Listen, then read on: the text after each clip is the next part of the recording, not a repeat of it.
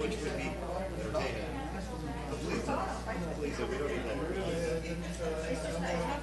Yeah, Joe said that. So we did. We finally found 9 of our chairs because Houston had given us that old table, and he gave us some. We gave the table and chairs that we had to Marcelino, who's been doing all the rock work for us. But we decided we hid those rattan chairs because they just cut into your legs and they were really, really uncomfortable. So we found some, and they actually match with the table. Old pioneer looking, real solid wood. Good. I'm pretty tired of this thing. They were at that. It's that little store at the top. You know where the original Macaronis was and the original Rudy's is now? Really? Well, always has been. So it's right out there. It's that little place. Yeah, it's the one that's right on I-10, and it's like corner up, like it doesn't even really belong there. I haven't been up there in a long time. Well, it's been there for. Well, Rudy's is still there, but Macaronis is gone. It's now Mexican food. But yeah, this place has been there at least 10 years, probably longer. They got some really, really cool stuff. That's where they got some of this stuff. Well, I'm heading for Charlotte County tomorrow morning right now. Nice. A couple of railroad blocks out there. So take a mile for that was change the license to it, so you have to do it. So you're not necessarily where the lines of application are, but where they should be. So it means surveying, this is a railroad block that's 12 miles away from my house. Trying to get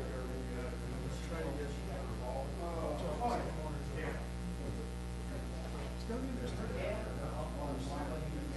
Have you ever thought about doing a talk for History Happy Hour about some of the history of like, some of the stuff that you're talking to me about? Have you ever talked to me about doing that? I actually did a presentation to the garden club 5-6 years ago. I think that would be really awesome. Have you ever heard all the stuff that he's learned about, you know, Medina County and just like the history of the Platte and all of that? It's fascinating. Got some interesting stuff on it. I think that through that, it's called I want to see that. Do we ever find out who owns? Yeah. He actually found it and gave a copy to Deborah. So who is it? The city. Oh, that's awesome. Only since 1829. I have a question.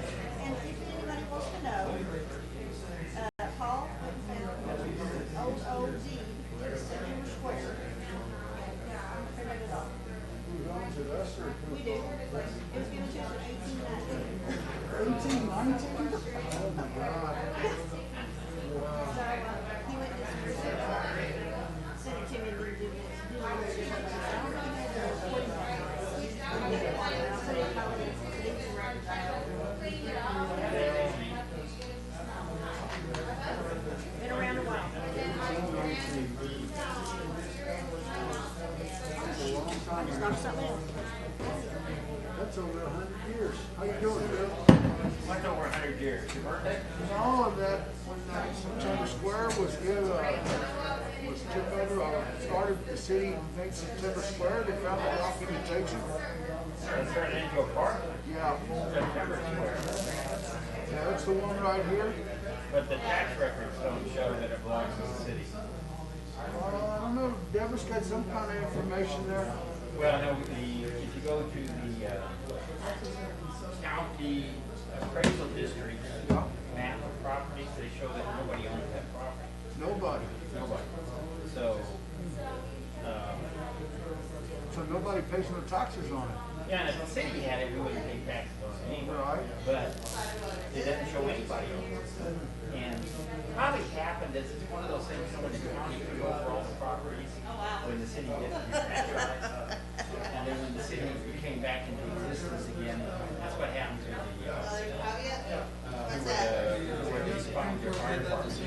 The county ended up with that, they sold it to the ESD, but they never owned it. And so it's been a big, I mean, it's still. Oh, that's true. The county got money from it. The city, county got money from the Oh, ESD. man. Oh, cool. Very nice. That's next to you. Oh, heck, thank you.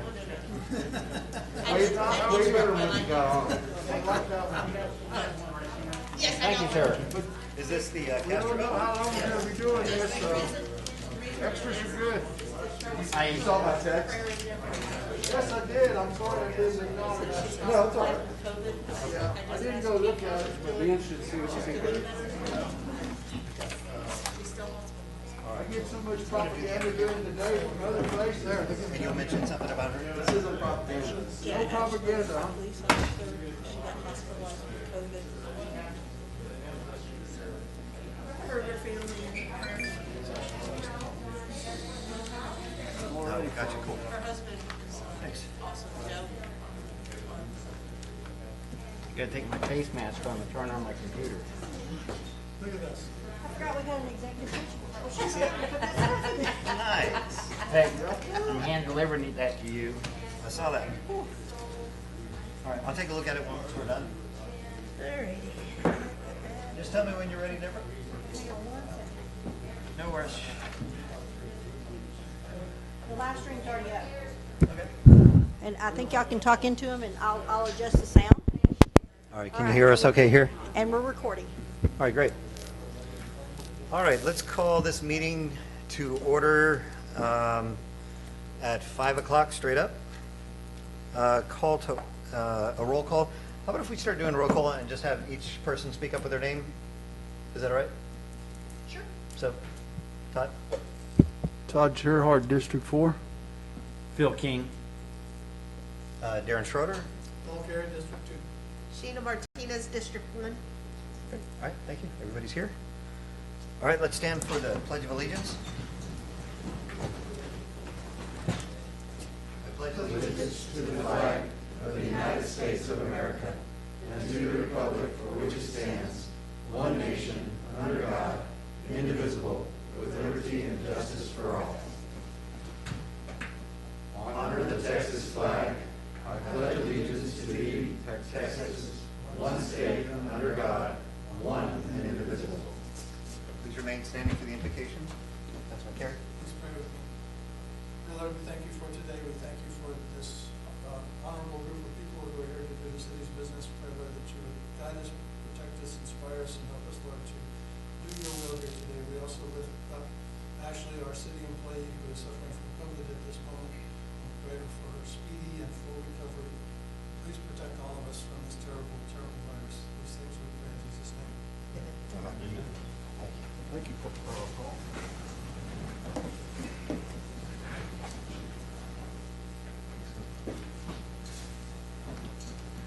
All right, let's open up to citizens' comments. Anybody here want to make citizens' comments?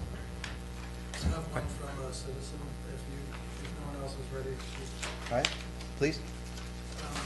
This was handed to me through Deborah, my Kyle McNay at 307 Madrid Street. She wrote it yesterday. Council members, rather than doing a phone call after observing your rather lengthy ago at the P and Z meeting a list of concerns to be prioritized by the board. One of them was home businesses.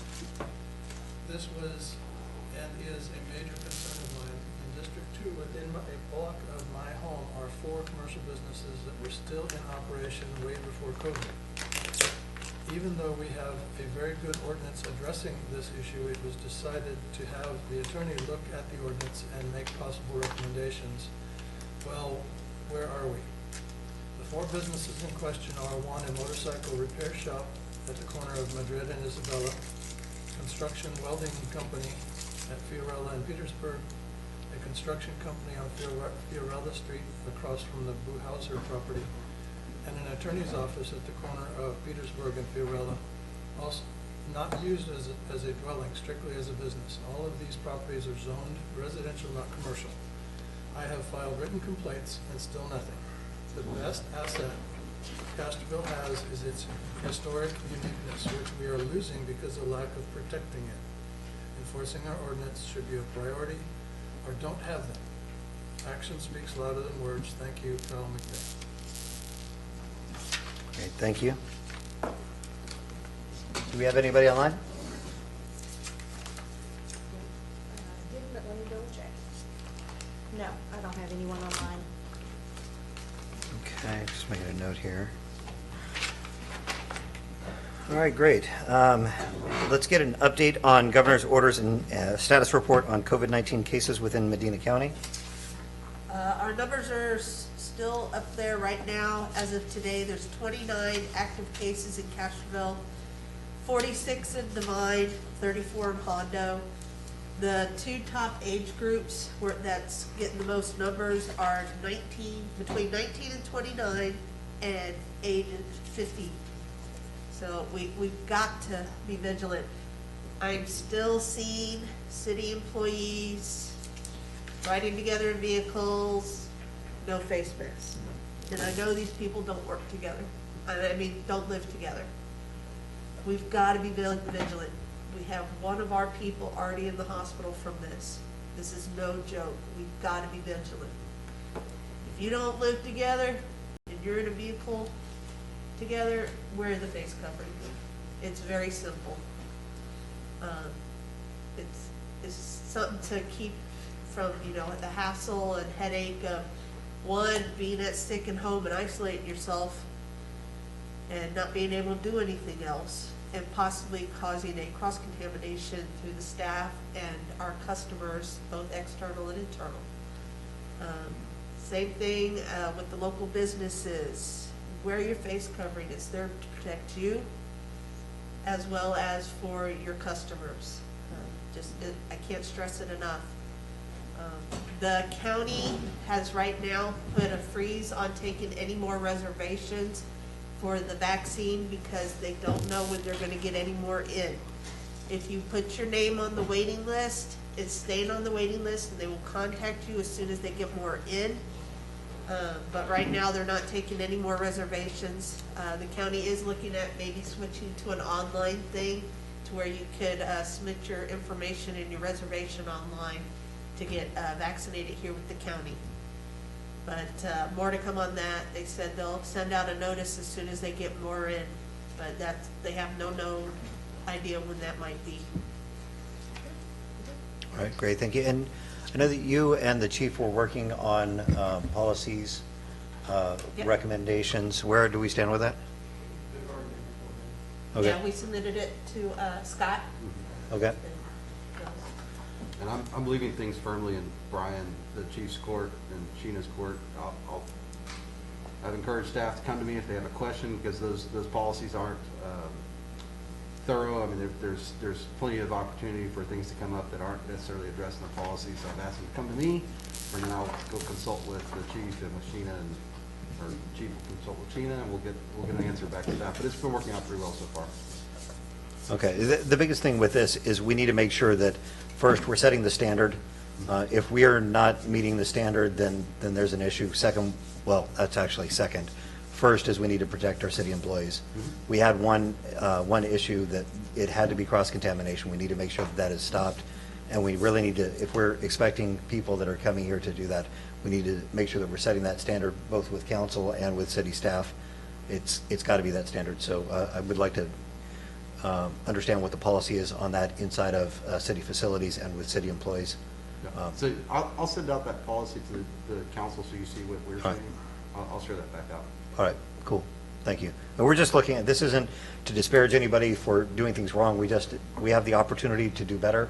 We've got to protect our folks, and we do need to set the standard for that. All right.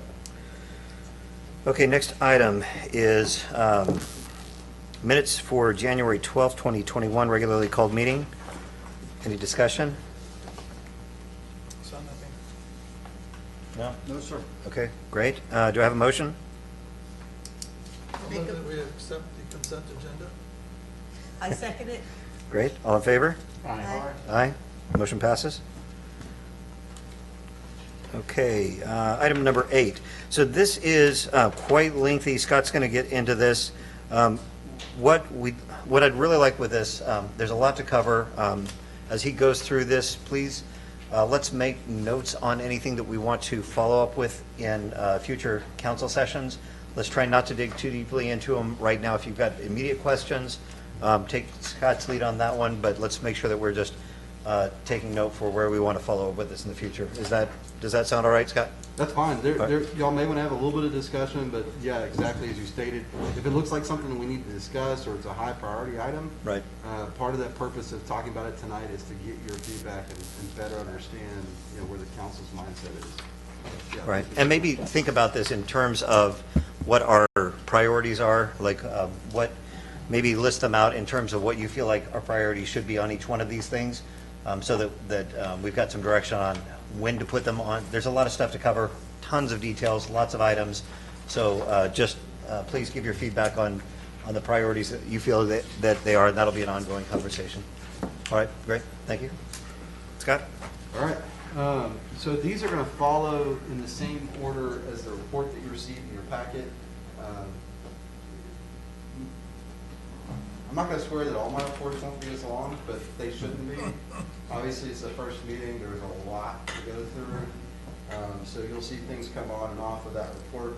The purpose of that report that you received, that's an example of the monthly report that I'll be delivering to you. So I'm looking for your feedback. If there's anything that you'd like to see differently, if you'd like the presentation to be different, that sort of thing, the amount of information, the type of information. I try to hit the highlights. I don't get into depth, but I can. I can send you the entire audit. I can send, there's lots of information I can, but I don't want to inundate you. So this report is purposely kind of high level. In fact, I've asked our staff when they prepare reports for council to prepare it at a 6th grade level, not as any kind of slight towards any of you or myself. Is that for me? But it really does. It's kind of a good bar to set. It's just a really good way to present things and to try and digest things, and then we dive deeper where we need to. But it's a good way to kind of give you an overview without getting in the weeds, which I've just illustrated excellently, actually. So first item is the SCADA. I just wanted to show you some pictures of this, but this isn't a report. This will be on a future council meeting for an actual action item. It's a budgeted item, but since SCADA, S-C-A-D-A, is not something that is typically talked about or referenced very often, it's one of those abbreviations. I just want to make sure the council knew what the heck that is. And in essence, it is a system that allows the city to operate its utilities remotely. Now there will, it's something that TCEQ requires and other things. There are some security concerns with these types of systems. We have to have them, we need them, but something that all cities and states and federal governments are on top of are the security breach type concerns. And so that's something certainly we will stay on top of as well as we implement them. And we already have a SCADA system that's in use. We will be expanding that to, this is part of the system that was left out of the wastewater improvements that were just built. So this would be added. So I just wanted you to kind of see what that is. The next item on my report talked about roles and responsibilities. And I believe one of the supporting documents to the report was the ordinance 2020 I think 003. That is one that specifically pertains to the functions of the city administrator. And I want to make sure again that we start off on the right foot and make sure that I am living up to your expectations and vice versa. And so with that in mind, what I've got in front of you are just quotes from this ordinance. And again, I believe I sent you some excerpts from the ordinance that include these quotes. So on the very first one states pretty clearly that the city administrator appoint and, when necessary for the good of the service, suspend or remove all employees of the city. And then a little bit later it says all municipal officers except for the mayor and city council members shall report to the city administrator. So to me, like tonight, we're all going to be evaluating the chief and the city secretary. But according to this, they report to me. Now in general law, as Deborah and I have talked about, general law cities, the chief and the city secretary are typically report to the council or to the city commission or whatever the arrangement is. So I don't have an issue with that whatsoever, but I just want to make sure that we are on the same page. So the way I'm going to interpret this is that for purposes of daily management, day-to-day issues, personnel-related issues, those types of things, Deborah and the chief will report to me. They'll, just like all the other department heads in that respect. But where their actual evaluation, hiring and firing, even though it says I could appoint and dismiss, where that is concerned, that would fall to you because that's state law, that's general law governance. So, and I'll provide that at a subsequent meeting. But again, I'm bringing this up because if there's any need for clarity or any concerns you have, we can put it on a future meeting and discuss it to our heart's content. The other item, I think it says 3, assistant budget officer to the mayor. I only include that because you see there's a little question mark. That's kind of unusual language in my experience. Typically, the administrator is the budget officer. That's, in fact, one of the things that we're tasked with doing is preparing the budget. Now, legally, under the general law cities, the mayor, if you read that language and the authorities that are given to a general law mayor are pretty stout as far as the state is concerned. Mayors are imbued with a lot of authority, unless, of course, there's an ordinance that the city adopts that then relays that authority. So I thought this was a little bit interesting that technically I'd be the assistant budget officer to the mayor. So again, just bring that to your attention. If that's something that we want to continue with, great. But it's a little unusual. It's not typical. It's not what I'm used to seeing. The next item, and again, these are just for your attention. These are things that stood out to me. There may be other parts of this that stand out to you. But this was consolidate or combine offices, positions, and departments. So that's authority that I've been granted. And if y'all, again, if you're okay with that, then I'm going to take that at its face value. And where needed, I'll do that. I don't see any of that need right now, and I don't have any plans or anything else, but I just didn't want you to be surprised if one day you walk in and I've reorganized the city and moved roles and responsibilities around, and you wonder why I did that or whether or not I have the authority. I'm going to base it off of this. And certainly I'll keep you apprised of those types of changes when and if and should they arise. And then the 11th one here, emergency clause, I just wanted to give kudos to whoever came up with this.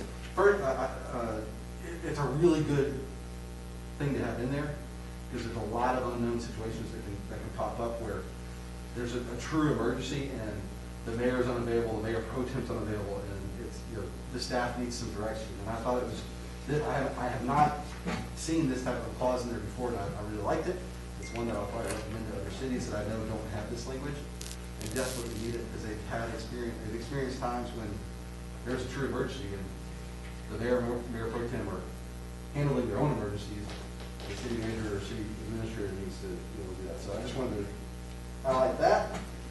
And then this other one is kind of germane to some of the recent conversation we had at the last meeting. It's the authority given to the city administrator to purchase budgeted materials and supplies necessary for operation or maintenance of the city services for amounts up to and including $30,000.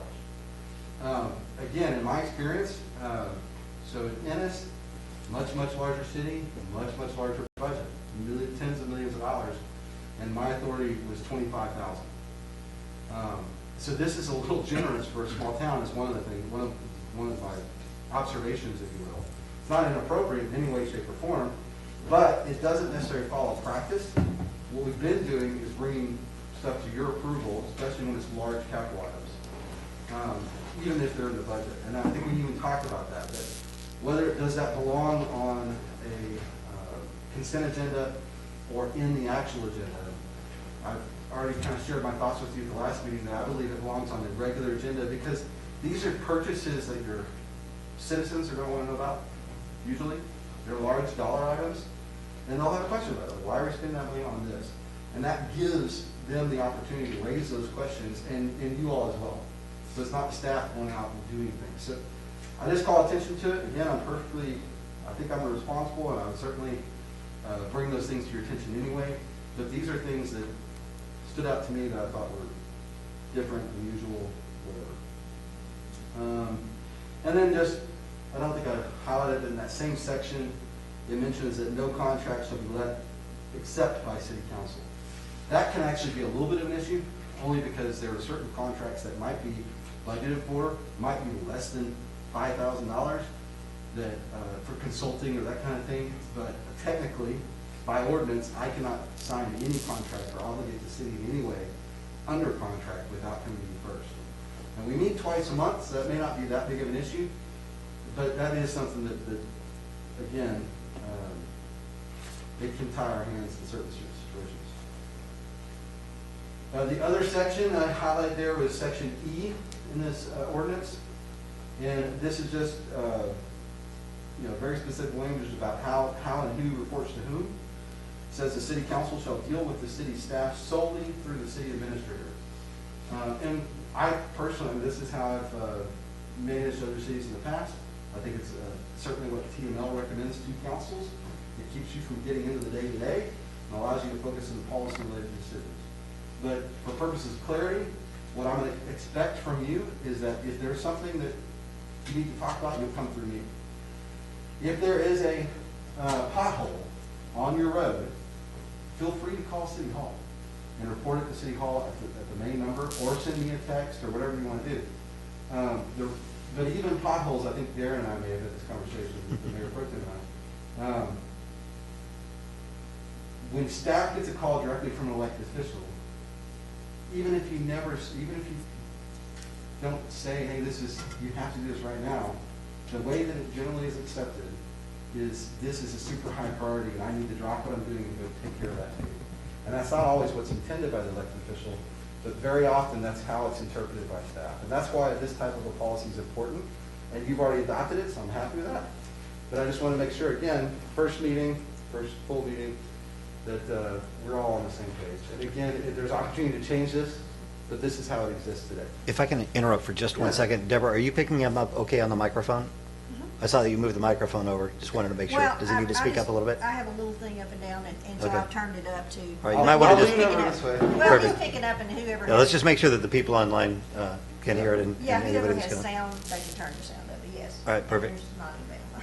Okay. And then on the 2020-013 ordinance, this is actually an ordinance that is for you all.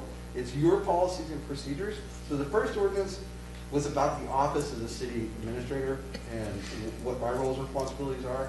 This one is really about how you treat each other. It is a very good ordinance. I mean, I'm not providing a full summary of it by any means, but I thought that in large part it was a good ordinance. Whoever wrote that one, speak a minute as well. It's not as long as some of the ones that I've dealt with. There are others that actually go into great depth or in the great specificity of what happens, who is the PR person for the city council. If there's an issue and you disagree, how are you going to handle that disagreement?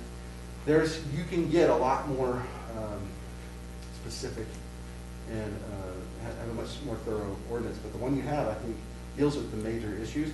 And the one that I've highlighted really is for our city secretary and for me as well. And I want to make sure, again, you knew that you had this ability. And to the extent that you have the ability, that you know what the kind of the expectations are. Any item, so every council member has the opportunity to put an item on the agenda. But the item must be submitted no later than 5 p.m. on the 4th business day prior to the next council meeting. So for us, we meet on Tuesdays typically, the 2nd and 4th Tuesdays. So that would be the Wednesday prior to the meeting by 5 p.m. And there's a couple of really good reasons to have that rule, mainly so we can have a packet ready to go, et cetera. But also we have to post it, that's a legal requirement. And it goes into greater language about what that item needs to entail. So again, just kind of a friendly reminder, if you've got something to put on the agenda, make sure that you follow what it says here, because again, I didn't read all of it, and that you get it to Deborah no later than 5 p.m. on the 4th business day prior to. And then what happens is the mayor, or in this case the Mayor Pro Tem and I, will sit down on Thursday, and he'll go through and look at the agenda and make sure that everything's on there, that needs to be on there, and if to the degree that something shouldn't be on there, or you feel shouldn't be on there, you'll have the ability to remove it. If it's something that has all the supporting docs and you just don't like it, then actually it still has to be on the meeting, and the way your ordinance is worded, the council has to vote to remove it. You can make your case and say, I don't want to talk about this item, and then they vote, and if they still want to talk about it, then you're stuck with it. That's the way that works. Okay. Next item. Can we Go actually ahead. just pause just a moment on this? So I think that well, first, I appreciate the fact that you're going through the ordinances and taking a look at it. I think that it's very wise for you to go through and just, as you're having to run the day-to-day operations of the city, making sure that you understand how all that goes. I'd like the same kind of level of attention as we continue to go forward. I feel like you are putting that kind of attention to it, so very much appreciated. With any of the ones that you feel like need to be changed, I would like to, I think it's fine for you to make those proposals to us. Any of the things that we've talked about, like with the dollar amount and with some of the other things, just giving visibility to council, I think is a good idea, but I agree with you. Those things, if we've already approved it and if we totally understand what the budget is, I feel like we can get in front of the budget better going forward so that everybody is very clear on that. And that everybody is aware of all of the capital expenses. And I think especially as we track that better, we'll be able to make that as a known entity and just say, hey, this is on the budget, this is where it stands, and just wanted to give you visibility into it. Sure. And then with the council, with the agenda items, just please make sure that if you're submitting it, not through this, but submitting it directly to Deborah, prioritize it and just say, this needs to be on. And if it needs to be on, then it needs to be on. If it doesn't need to be on, just make sure that she understands what the priority is. So that she managed like the workflow, like the total length and all of that stuff. So I think that's And good. for your information, we're planning agendas for the rest of the year. I mean, she's got kind of a working list, and some of it's based off the comments she hears from council, and some of it's based on our input and your input as well. So I just know that it's never too early to tell us about something. If you've got something you want to talk about eventually, we'll put it on a list, and if we keep it as a tickler. And you may be ready to talk about it later. Beds and banks is something that you and I talked about. Right. We may defer for a little while, but we've still got it on our list. We'll bring it back when we think you're ready for it. So, yeah, I appreciate that. And the comment you made about suggested policy changes, I have to be really careful. Ethically, city managers and city administrators, we are not policymakers. And it's a fine line because we serve the city. We try to provide factual information. And to the degree that we feel like a city is going to be harmed financially or in some other way, we will let you know, and I will certainly do that. But then once the decision is made, it's my job to carry it out. And I mean, it's much like the military, talking to Sheena earlier today. They have their job is not to make policies, to carry out and implement the policies of the elected officials. And so I see myself in a very similar way. So I will tell you what my opinion is, but that's as far as it goes. And I really, everything you have adopted, I don't have an issue with it. I've told you I've seen it different ways, but that doesn't mean it's better or worse. but you do need to know like $30,000 if you had a bad administrator in here. He could use this language, or she could use that language, go out and spend money that was budgeted, but, you know, well, we have technology budgeted for $20,000. Well, they could go out and buy a $15,000 technology something that wasn't really intended when the budget was adopted, but there's the line item, and this fits in it. Am I making sense? But that's Well, and absolutely, part of that, we definitely need to have oversight with that, but, you know, when it comes to those things, as long as we're very clear about what is included in that and what is not, if the city administrator comes in, or if somebody comes, a department head comes in and spends that, they're not going to have what was budgeted for in the other areas, and so they will deal with the repercussions of doing that. And my understanding would be that there are checks and balances in place from the finance officer, from the city administrator, to ensure that that doesn't happen. So Well, in the I'm just- previous, one time before, we did have it at like 25, and I think we had, if I'm not mistaken, we had some large projects going on. Mm-hmm. They brought it to council to let them know about it, but they upped it to 30, and of course, the state, I think, is 50. And they didn't want to go that high Right. at the time. And that's one of the reasons why I think on some of these contracts, they wanted to come to council so that they would be aware of it. But I think they did talk about it at one point, the smaller ones, to not necessarily bring it in, but that may be something we look at later. Well, I think that we look at any of these single large purchases, it's just good for council to stay on top of this, for this to be, you know, visible to the public, so that, I mean, this is all the money of the taxpayers. And so I think that as long as we're very clear during the budget process about what the purchases are going to be, and it stays within that, I think it's just it's accountability for finances. I think that visibility is good. So it's my intention to bring, regardless of what this tells me, it doesn't say I can't do it, right? Right. It just says that I don't have to. So it's my intention to bring any capitalized items, any items that we consider capital, to you for purchase approval, and really any large dollar expenses that we just talked about. But we're being a dead wish, so I'll stop. Perfect, thanks. All right, River Bluff. So some of you may recall the last meeting.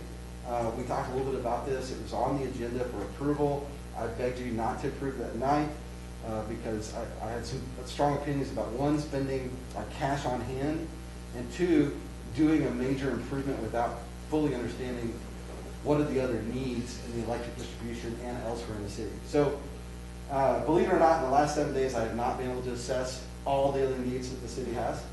But, You know, I'd really appreciate if you get on that. yeah, thanks. Working on it. All right. I am, I'm on it. That's my slide a little later.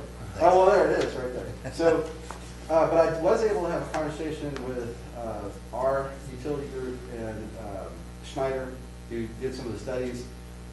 What they were able to confirm for us is, yes, indeed, River Bluff is kind of the highest priority item that we have within our system.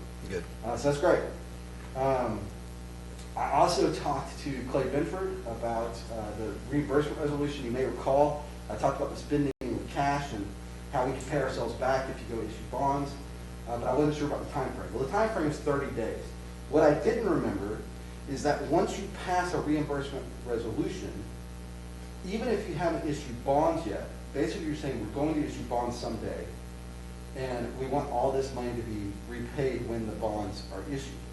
But there isn't a time frame, or at least the time frame is a lot longer. I don't really know how long it would be. I can't imagine it would be indefinite, but it could be up to a year that you can have to spend money, and all that money, once the reimbursement resolution is passed, all that money is reimbursable. It's not 30 days. 30 days is only for the look back. So if we had already started this project, we could, right now tonight, you know, if it were on the agenda, pass a reimbursement and capture those dollars. But we only have 30 days to do that. So I'm not at all worried, because at the very next meeting, I plan to bring a reimbursement resolution to you as part of the financial plan. It'll be in February. It'll be the first meeting or second meeting, because I want to make sure that I have some discussion with our financial advisor and with our bond counsel a little bit more about that before we bring you a plan. Comprehensive capital plan, I just talked about. There's just this timeline. I told you it'd be about 6 months. I think it'll take me about 90 days or so to gather data.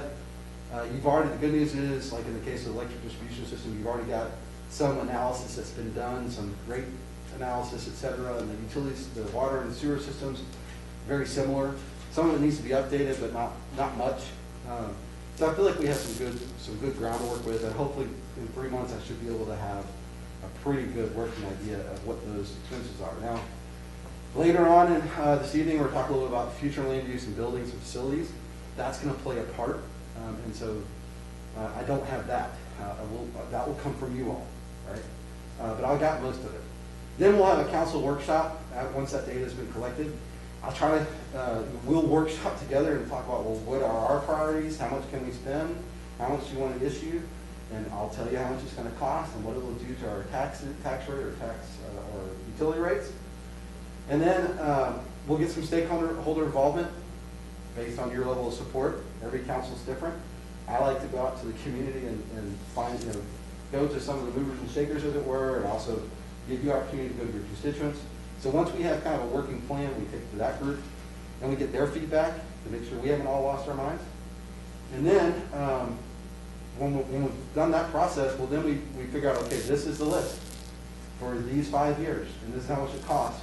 So we're going to go out and put a financial plan together. Now that's part of the process. There'll be a little bit of a financial plan in the very beginning before I take it to you to tell you. I have to do that on some level to tell you how much things cost and how we pay for them. But we'll come up with a final plan, and then we'll go issue debt. We'll spend our own cash. So we're going to do that. We'll start construction and we'll implement that plan. And that plan should be a minimum a 5-year plan, because we can't all do it in 1 year and that kind of thing. So I promise to get back to you on that, and that's the feedback. Any questions about that? So we're going to be talking about that, you said, in either the first or second meeting in February? Specifically River Bluff. Perfect. Because I Yep. know there's a need to get that started. All right. And I don't see any reason not to. Good. My only hesitation is I want to make sure that we're all on the same page as far as debt issuance goes for that. I don't think that'll be a problem, frankly, and you're going to see why in a minute. All right. Y'all have got plenty of reserves. Great, thank you. You've got plenty of money to spend to pay down that debt. Okay, this is just some pictures of what that looks like. I know another concern that came up in the last meeting. And by the way, if I'm talking too fast, I apologize. And you can tell me to slow down. I am from Texas. I do say y'all, and I can't speak slowly. But when I have a lot to talk about, I talk pretty fast, I go through it. Thank you. So, River Bluff improvements. I wanted you to see what this looks like. There was a little bit of concern raised about, well, okay, we're moving them from the backyard to the front yard. What does that look like, and how does that work, right? Well, if you've driven around a new subdivision that has underground, you've probably seen this, and you're going to see some pictures in a minute. But again, this is how that works. So you can see how the transformers are feeding these houses. And generally what you'll see is a transformer, and then across the street, there'll be a little relay. And so one transformer on one side of the road, and this is what those look like. So there's the transformer, it's the larger box on the right, and the little relay, or I don't know what it's called, but it is on the left. And so they each feed the two houses that are adjacent to each of those units. So one that goes to the left and right, the other goes to the left and right. So again, I just want you to have a real clear idea of what this would look like when it's done and how it would work. And then, of course, as we move forward on this project, any details or questions you have, and I'm sure you're going to have a bunch, we'll just ask them, and we'll make sure we provide you those details as we implement the improvements to that area. It's great to have reliable electricity, but I'll tell you right now, even though they're getting a better electrical service, I wouldn't be at all surprised if we're going to run into some issues. People are upset about, well, where are you going to place it and where you're placing it, and that was where my rose bed, whatever. There's going to be those types of issues, so I just want you to be aware of that, but it's... If I can just make a recommendation, if we're looking at that as an option for front yard placement, which I think it's prudent to look at a front yard placement, but if we do that, in that cost we should include, you can do them as, I know that they make covers for those that are like faux rocks, or maybe something that has some sort of additional landscaping or something that would go around them, just to reduce the visual impact for the residents that are there. I think that we should include that as a part of that, just out of respect for the folks that are in that area. Yeah, the landscaping gets iffy because Yeah. I'd rather, that could be on the homeowner, but the coverings, yeah, we'll talk about that. Whether or not the utilities should pay for it, or whether they have the option to do that, and we tell them how much it costs, or what, I don't know. We Sure. can look at that. Let's just make sure that we've got good options for good aesthetics. that's one of the things that we're trying to, like, I want to encourage people to do, nice things, and I think that as we can help them out, then we should do that, even if it's providing an option for a self-purchase, or let's frame that up and see what that looks like, if that's all right. Absolutely.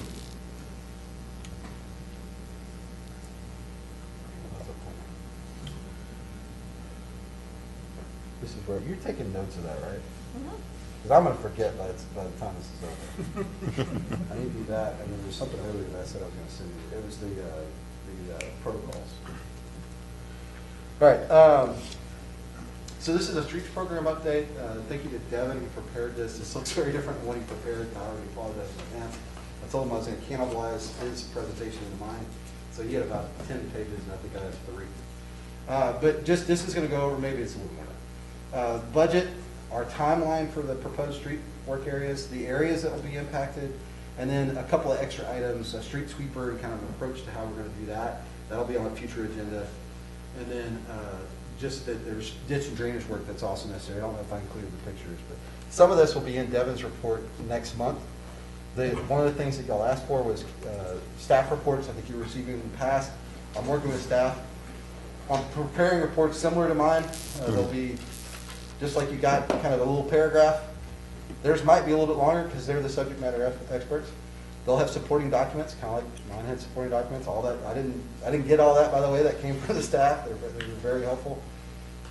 So that you'll be getting those. You'll get them once a month at the second meeting of the month, and it'll be for the month prior.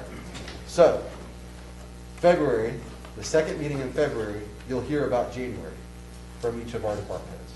And obviously, because they're preparing it in February, they may include some February items as well. But what that does is give them opportunity to prepare complete reports and not trying to rush to get them out the door and missing important items. Okay. This is our budget.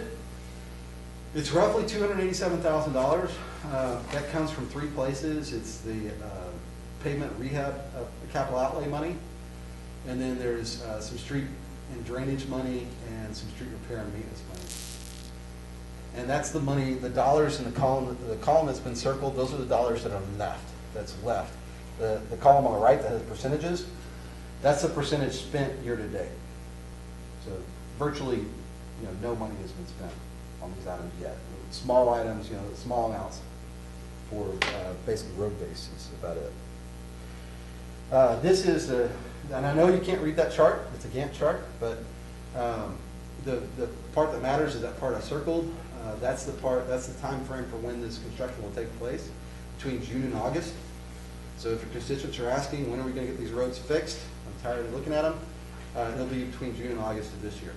Okay? And I didn't mention it, but these are 2-course chip seal. That's what we're doing. So if you're not familiar with that, you scrape the road, get it nice, make sure the base is nice and well, not flat. At least have a little bit of a rise in the middle, but you get it prepped, and then you roll this tar-like substance in gravel. And it's intended to, it's not pleasant to drive on immediately. It's intended to allow that tar basically seeps up. And when it's finished, it takes about 6 months or so for it to really be done, it looks and feels a lot like an asphalt road. It's just the aggregate is a little bit larger than you'd see in asphalt. It's not quite as large as gravel, or a gravel road, but not nearly as small and fine as asphalt. These are the roads that are getting improved. If you look at that, I have a map that goes with this as well, so you see where these are.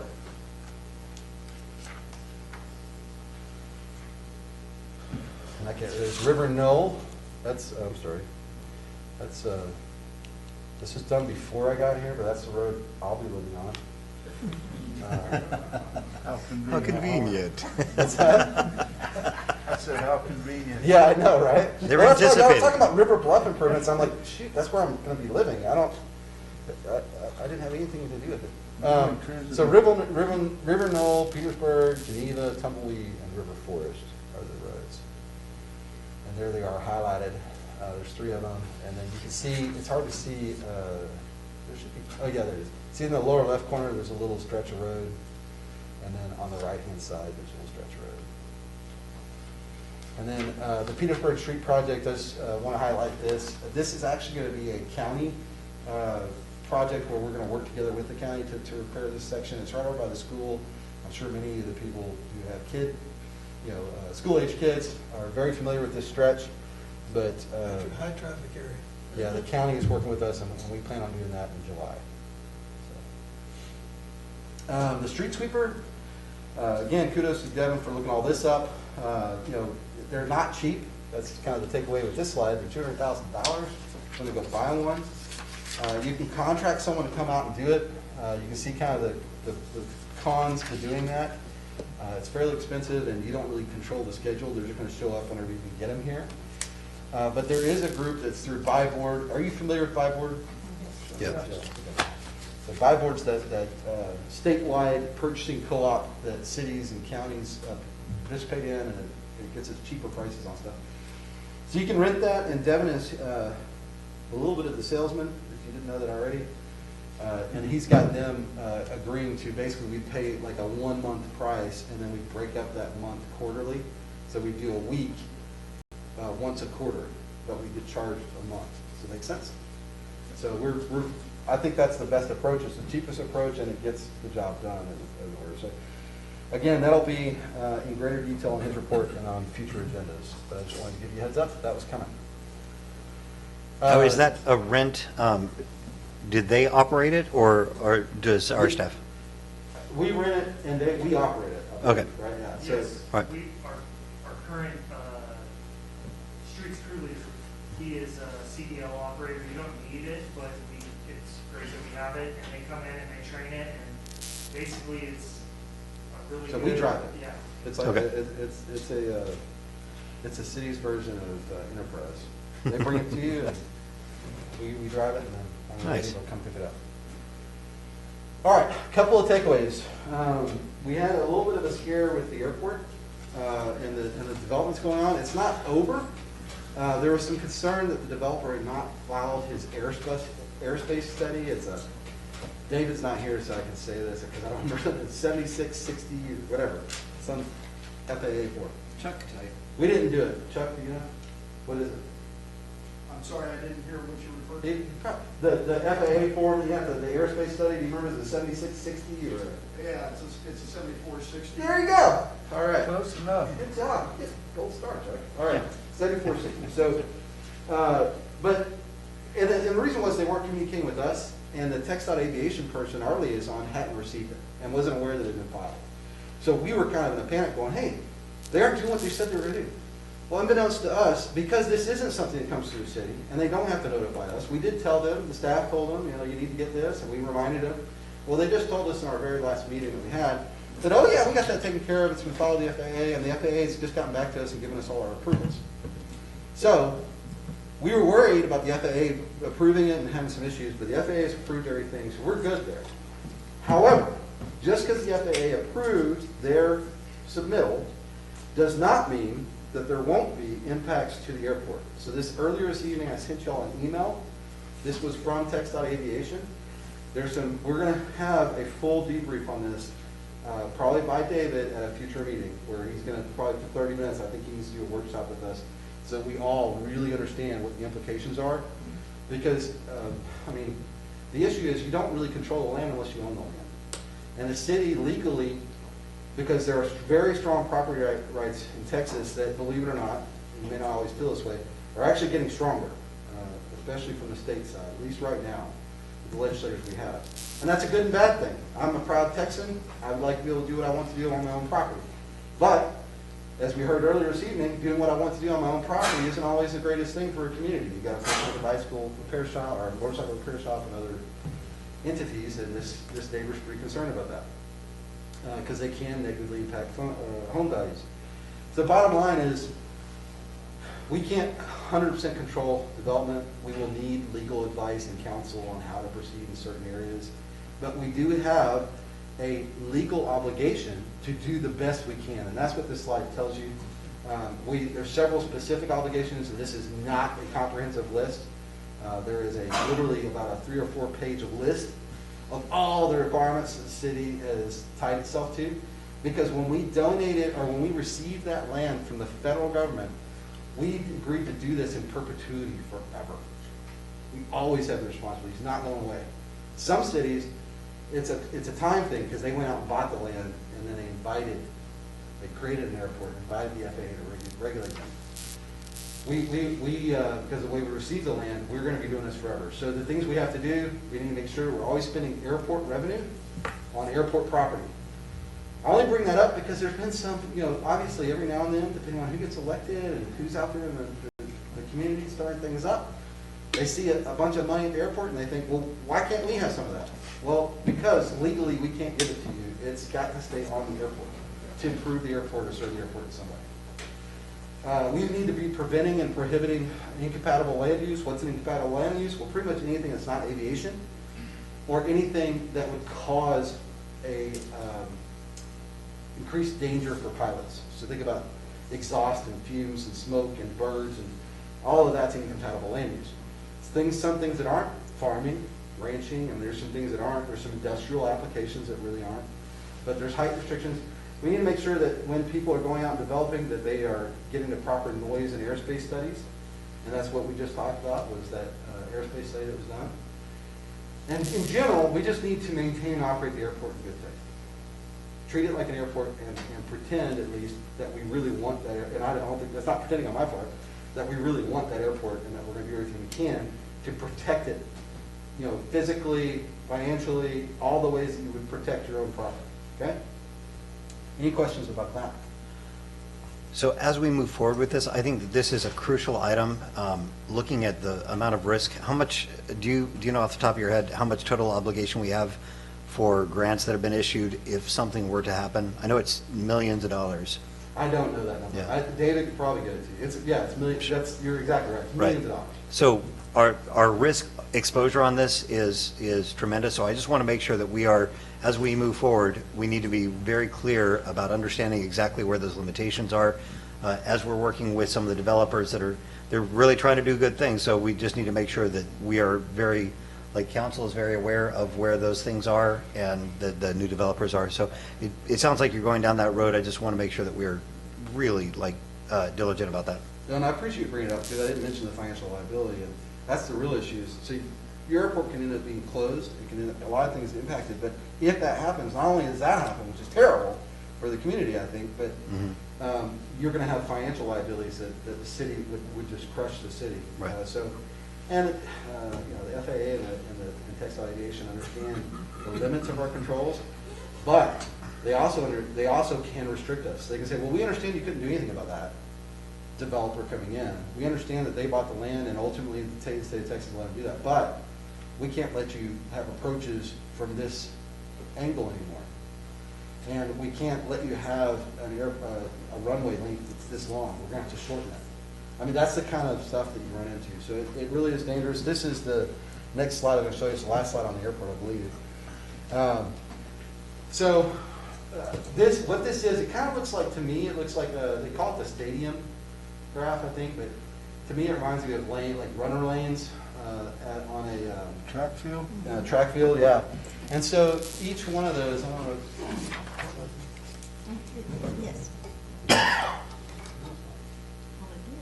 Oh, sorry, you see the good one. But the innermost, as you can imagine, what you have is, and it's not real visible here, so I was going to try to get it to work. There's a pointer that works. Right here, that works. Does that one work? Maybe it didn't break. Sorry. Okay. I didn't know we needed one. Deborah is awesome, by the way. Y'all probably already know that, but she takes such good care of me. So it's kind of hard to see, but there's a cone, okay? And it's kind of cut off on the bottom part of this map, but there's a cone on either side. That's on the end of the runways, on the end of the runway, going both directions. And that's your approach.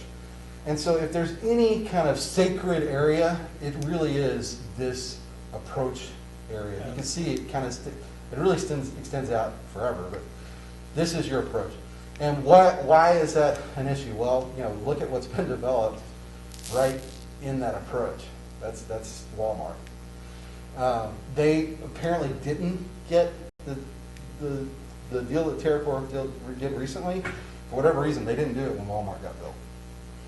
And I don't know if it was, city staff at the time wasn't, I believe city staff was aware of it, but they were being told not to bug them by the council or elected officials at the time. So I know, Darren, you want me to get, I'll get to the bottom of that, but right now, that's what we know. So anyway, that's part of the reason that they got very concerned, the FAA and TxDOT, is because we'd already experienced this at this airport, and they didn't want to see a repeat of that with this new development, Alsatian Oaks. So the other thing you're looking at those approaches, but then these kind of lanes, each lane represents an altitude, if you will, a certain height restriction in that area, in that building area. And each one of these areas kind of around the airport and around the oval has its own set of guidelines about what can and can't be done there, what's recommended, and that sort of thing. But if it were possible, and it's totally kind of unrealistic, if it were possible, the city would own, or the airport would own all of this land right here, and they would never develop it, or they'd have it as industrial. It's like, if you look at DFW and some of those areas, they have a bunch of freight forwarders and logistics companies. That's what's developed there. There's not people shopping. It's a limited number of people there, limited use, limited height, no exhaust that's difficult for pilots. There's and lighting is very closely controlled in those areas because they don't want pilots mistaking those Walmart lights as a landing strip. And believe it or not, that kind of stuff happens. So those are all reasons to be concerned. Again, we're going to have a whole meeting about this. I don't want to delve too deeply, but another obvious concern is the ball fields that are right off the airport. A real issue is the lighting of those ball fields. When I got here and they told me we had ball fields, as a candidate, I just scratched my head. I can't. I mean, it was done in the 70s, and I love baseball as much as anybody else, and I want the association to do well, and I want to be a good partner, but this is crazy. That is a safety nightmare. Right. And when I asked David about it candidly, he said, yeah, there's been 2 near misses. Some people don't even know they happened, or because there wasn't a wreck. But the pilot has anecdotally told us, I was coming in, I saw those lights, I thought that was a landing strip. I veered off at the last second and landed, but that's an issue, right? And it's a concern, and obviously we don't want to, it's been since 76 or whatever, it's as old as I am, and there hasn't been an issue, and so part of it is the rational common sense part of me goes, if it ain't broke, and we have an issue, but the safety conscious part of me says, yeah, but you don't want to be there when there is one, right? And none of us do. And I think we have some great opportunities here to relocate. And I know we're not, this isn't what the meeting's about, but I certainly want to just highlight, in general, what are our requirements, what are the safety issues, and how do we address them? The fact of the matter is, if we were to ask for permission to put that there today, they'd say no. We wouldn't be allowed to, not on federal property. But they did, back then, regulations were looser. They haven't had some of the accidents they've had now. They haven't had the lawsuits that they've had now. And so now the answer would be no. All right, moving on. This was something else that I know Mayor Pro Tem asked about, but I'm sure all of you have a question about. And that is kind of where do we stand financially? Now this information is dated. This is 2019 audited. So that means that these were good numbers in November of 2019. By January, these are no longer good numbers. It's always getting updated. Now, in March, you're going to get this same report. We'll be able to give you the same information. And next meeting, you're actually going to get a quarterly financial report that'll tell you how we're doing on revenues, how we're doing on expenditures. And I would say, absent having that report in my hand, we're doing great. And I'm not just, I think the city is fine. There's not any major issues that I'm aware of. We've been a little loose with our spending, I think, in the past, and that'll be something that I'll look very closely at as we go through the budget process this time. But by and large, I'm very happy with, how things have been budgeted and spent. This tells you where you're at.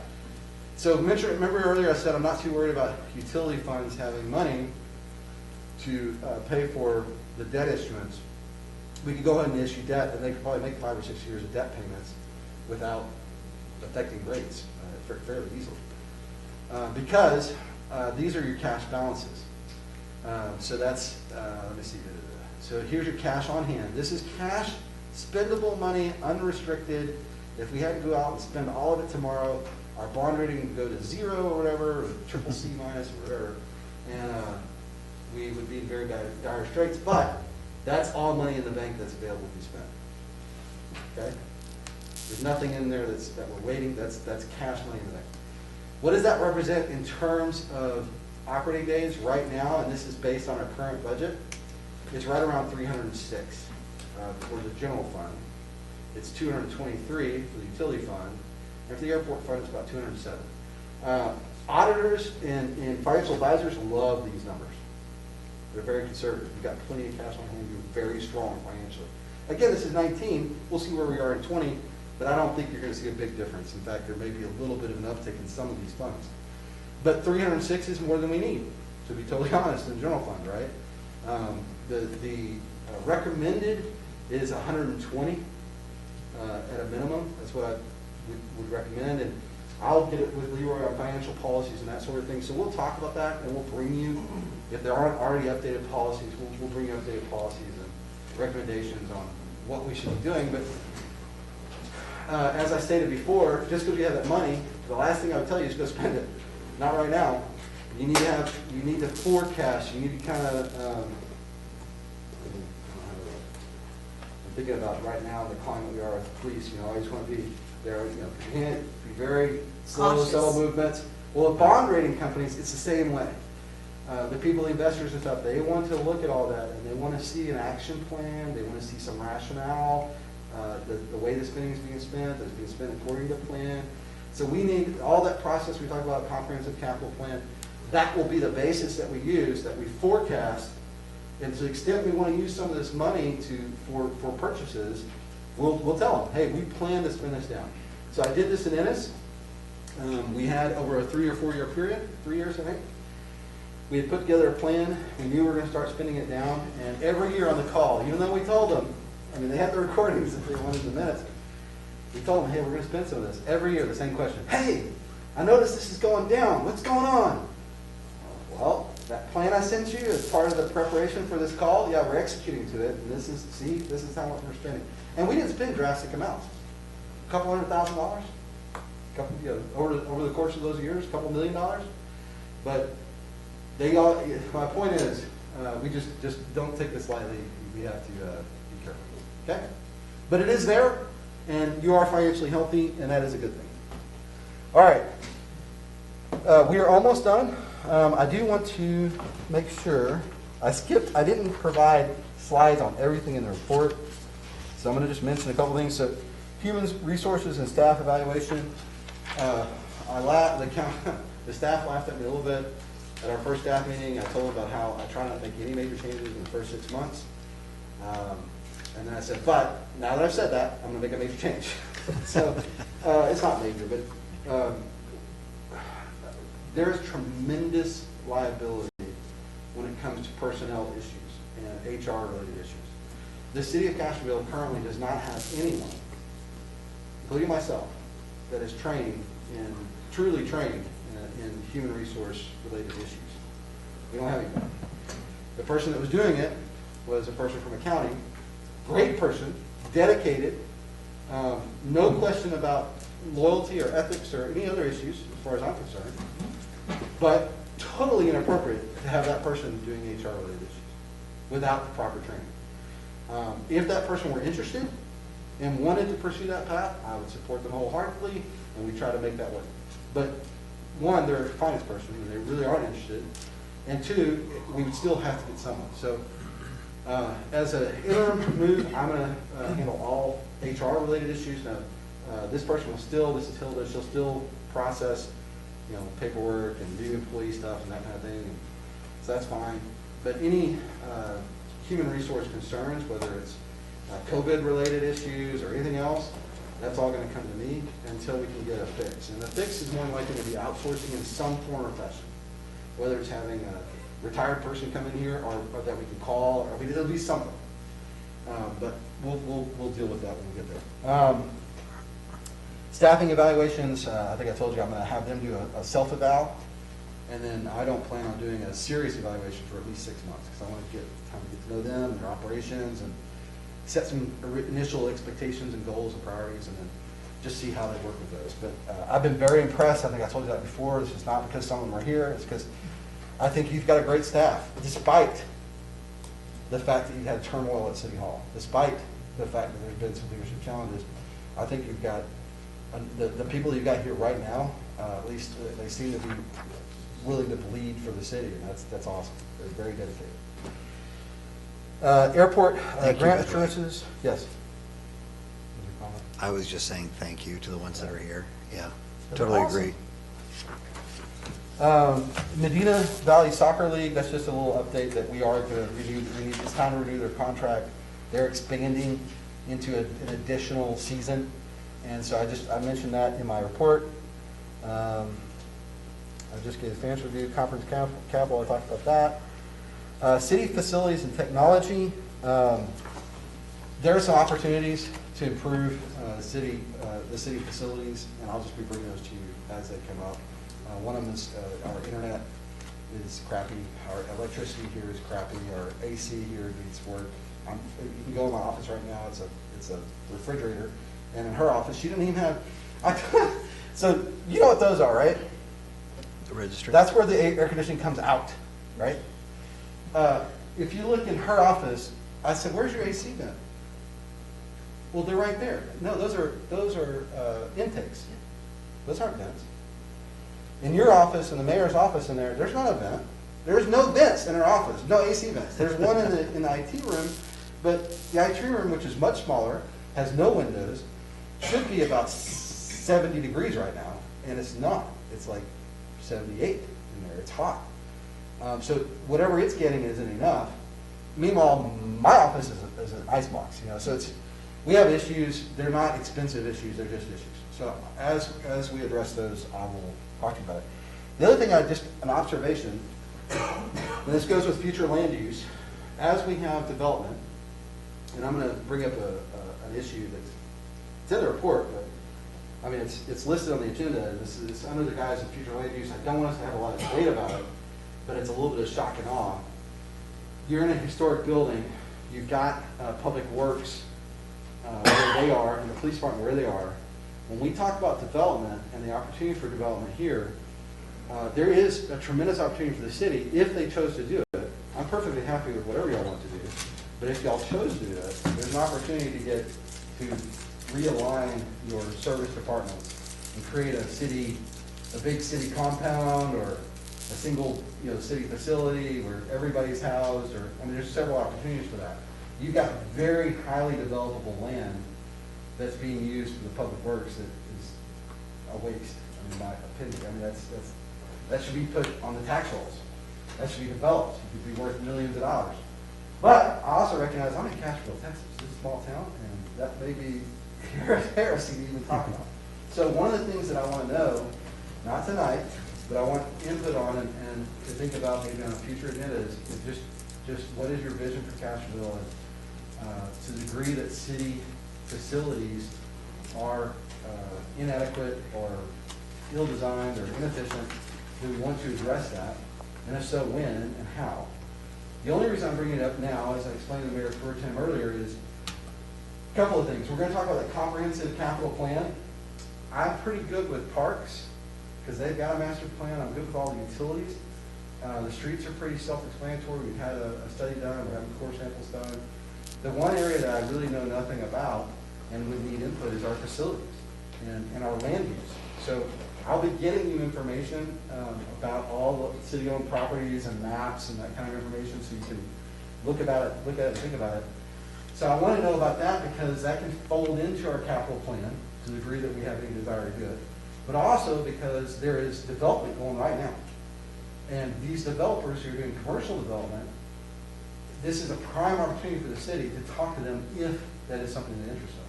And I'll give you a very quick and short example. In Ennis, we had a 100-year-old fire and police facility. It was 8,000 square feet, and it was totally inadequate for a city of 30,000, which is about where they were growing to pretty quickly. We knew we needed a new public safety facility. We went out and over about a year and a half, examined a bunch of different parcels, finally one that fit, and we built I think it's 33,000 square foot facility. About 12 of it was fire, and the rest was police. and it's brand new, and they are, I told the guys, if I see your feet touching the ground anytime in the first year, I'm gonna be very upset, because you should be walking on air. Because this is, I mean, they went from 100 years to brand spanking new with all the latest technology. And it was awesome. It was great to be able to deliver that to our staff and to our city. Well, during that process, so now we have an empty building, right?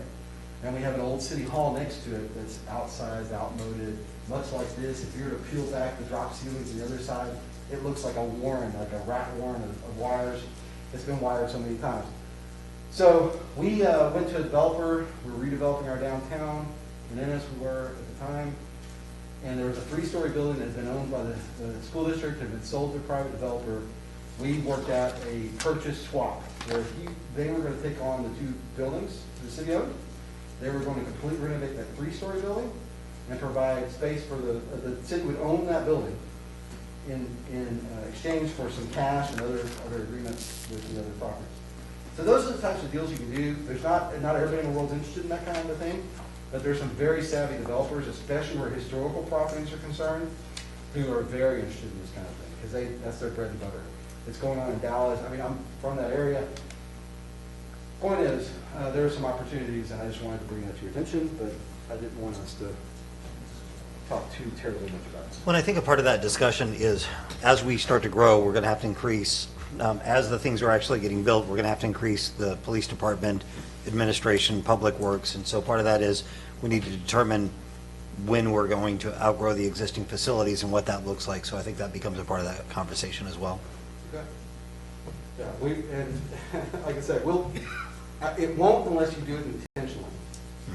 And if we do it, if we have to be on the same page, I will not and do not want to step out in front of the council on that kind of an issue, especially when there's so many just freaking awesome historical properties here. I do not want to run afoul of that because I think it's something to be cherished and protected. And you know, I don't want to get in the middle of that. I want that to be from the community, and I'll help aid it wherever I can. There's one other thing, and this is a little bit out of order. So I had training. We've been doing this for an hour, a little over an hour. So if y'all need to take a break, we could. We may have to we have 2 callers on them, and they may want to be reminded to mute their phones. Okay. If the callers did not hear that, please do mute your phones if you're on.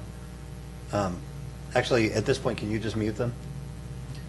I just showed 2 callers. I don't have them up on my screen. Okay. All right. Just please remember that. I think I can. Let's see. Yeah, just mute Okay. your phones if you can. That'd be Yep. great. So one other issue was future development agreements. I haven't had an opportunity to go over this development agreement. I did have a brief meeting with Clay Benford. I felt very good about that meeting. I think one of the best things a community can have is a homer, someone who's from here, who's championing the community. Now, granted, if I talk to you, and I talk to you, and I talk to you, and I talk to you, and I talk to you, you might have different opinions, and you're all from here. And it might be a little, you know, there might be some Military transplant, I'm not from. Right, okay, well, you all live here. That's true. Yeah, you're moved in. But, and so is our Mayor Pro Tem for that matter. But, for people who are from the community, you could ask 20 of them and they may have slightly different viewpoints on what's important. But the fact of the matter is that if you can have someone who's from the community and their family's from the community, and they're working for you, whether as a professional in the city or as a consultant in the case of Mr. Benford, I think that's fantastic. So, and I was very encouraged by some of the things that he mentioned. I haven't had time to read yet, but that they're putting in that agreement that is meant to protect the small town culture of Castroville. So I was very happy about that.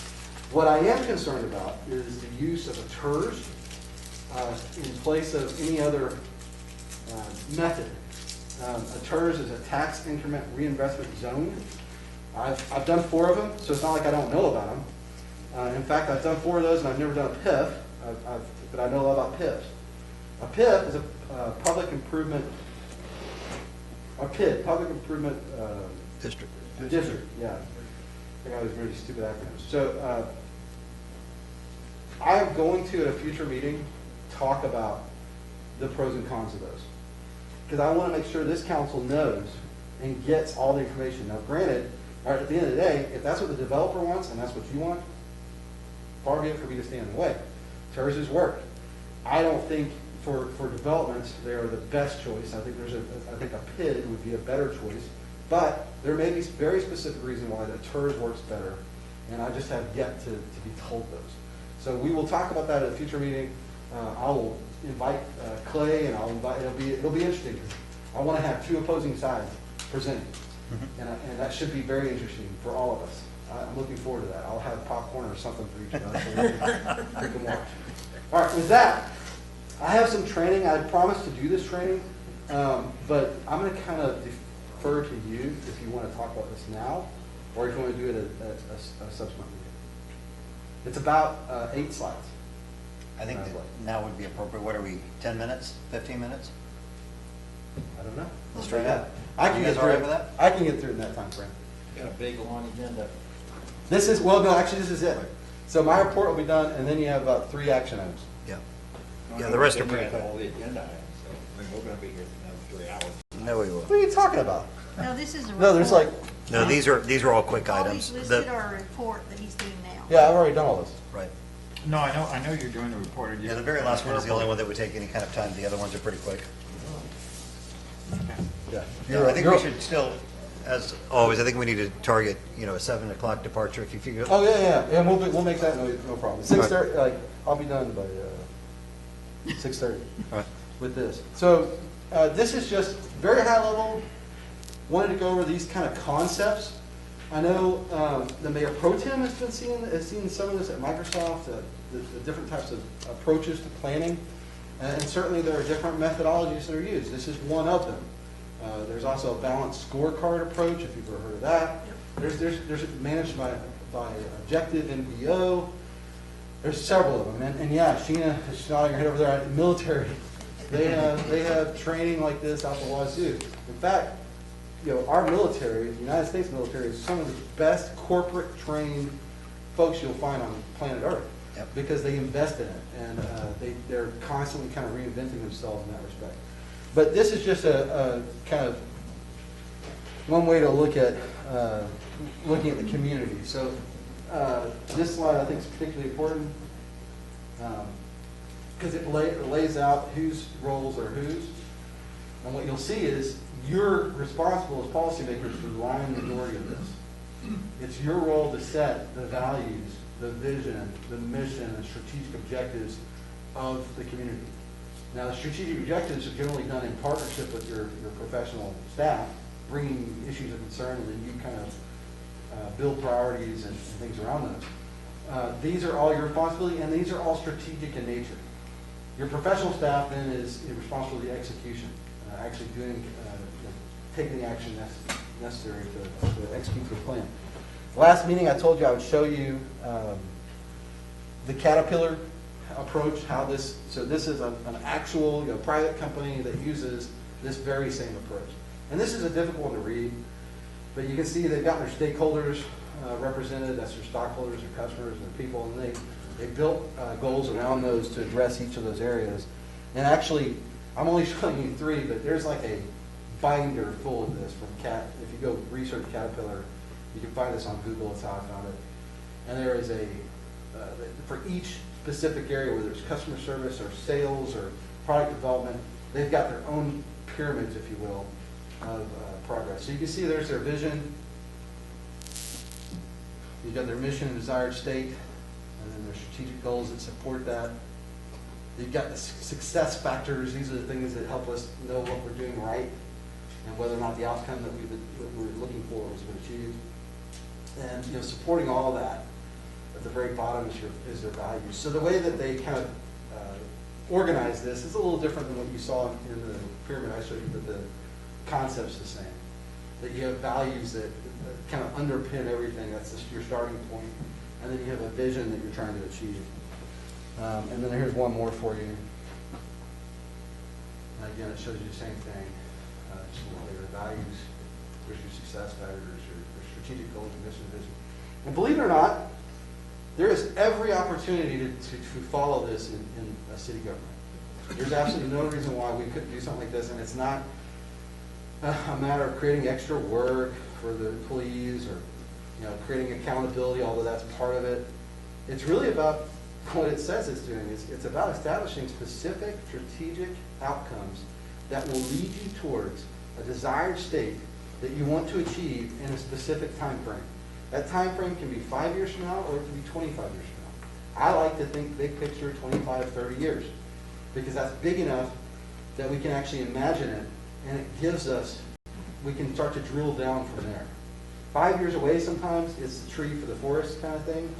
You don't see the forest, you just see the trees in front of you. But when you try to really think, okay, I'm going to be dead in the grave, or I won't be here anymore, what is it going to look like when I'm gone? When you really start to think that down that road, it helps plan your vision for the community. It helps you kind of put you in the right frame of mind to then set what are strategic goals and direction for the city to take that actually affect the here and now, that start to impact your policy-making decisions in this room. As Parks Board comes to you, and Airport Board, and the Baseball Association, and as these different groups, different stakeholders come to you and say, hey, we got this issue or concern, you have the ability to step back and go, wait a minute, how does that impact the 30-year vision? What if we did that today, what would that do for this issue tomorrow? This is, I don't think it could be any more apparent than with the development that's happening on our doorstep and the developments that have already taken place.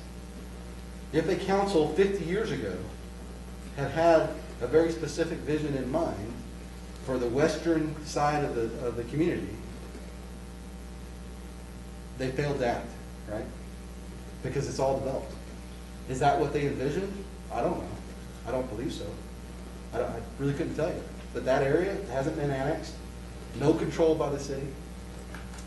Some of those decisions were made ad hoc as they came up, and I think they were made with the best intentions. But had there been a longer-term time frame for that planning, I think you would see different outcomes today.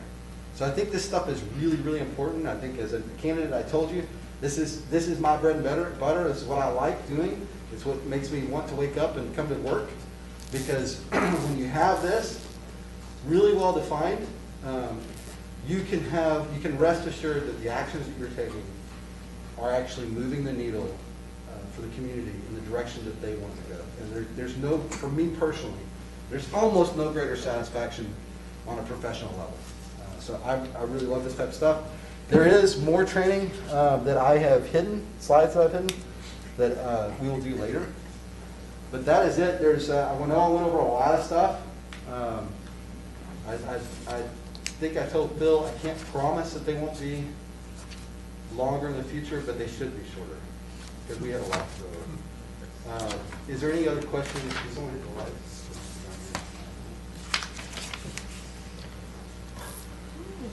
Wake up. All right, anybody have questions, comments on any of that discussion? Were there any particular items you feel that we need to talk about sooner than later? I know the airport's going to be one of them. I mentioned them as we talked. Capital planning, of course, that's on my radar. But was there anything else in there that you thought? Well, and part of the airport is the airport. Dave and Chuck put together a tremendous book for us, and we have always talked about having a workshop to go over that book, and we haven't done that yet. Yeah, he wanted to do it tonight. I told him no. No. So, Well, we were talking about doing that in February, though, right? yeah, I think we're going to do that in February if that's okay with y'all. And that's good. The reports you're talking about, are they just going to be verbal reports, or are you planning to give a written report to us monthly or bi-weekly? Are you talking about from the staff? You and the staff. The monthly Staff, reports. staff, it will be monthly. So Okay. I just gave mine. Mine will generally be the first meeting of the month. That's what I'm going to try to do. And the staff's reports will be the second meeting. But it's all going to be in a presentation report. It's not a.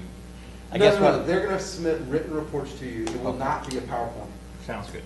It will not be a PowerPoint. My reports will be in PowerPoint mode, and they won't always be, like I said, long like this one. It just depends on. Going back before Tim, but probably when Jeff was here as mayor, we were given these, I guess they were bi-weekly? Yes, originally it started out weekly and then it went to bi-weekly because there wasn't as much Yeah, going on. but for instance, it was from the police department, how many tickets you're giving out, That was sent out files. today. So that's the kind of stuff you'll see in your monthly report. Right, so from the you know, basically from the status of everything going on. So Sure. it was nice for me to get those because if anybody asked me anything, I knew what was going on. Sure. But they were just Yeah, like sent code to us compliance emailed. of They businesses, sent yeah. to us once I guess bi-weekly in an email. Sure. Well, that goes back to that strategic planning, and it's an degree that we identify specific objectives. The reports that your staff will provide you will be very beneficial because they'll have the information that you're looking for because it'll support the goals and objectives you've established. Whereas right now, what you'll get is an activity report, which really, it's helpful, it's good information, it's stuff that maybe your constituents are asking about, but it's just an activity report. Here's what we did. Well, building permits, and if I drive down the street and I see something going on a particular block, then I Sure. know what that is and the fact of where it is in the building permit process. And so Sure. things like that, that was kind of where it's beneficial to me. Yeah, so we're definitely gonna get that stuff to you. Okay. Any other questions? Well, I think another way to look at this, you know, you talked about KPIs, we should look at KPIs, OKRs, objectives and key results. These are things like for the monthly reports, I love the idea of putting the monthly reports, but it should be something that is impactful, actionable, that tells exactly, like it's a quantifiable amount.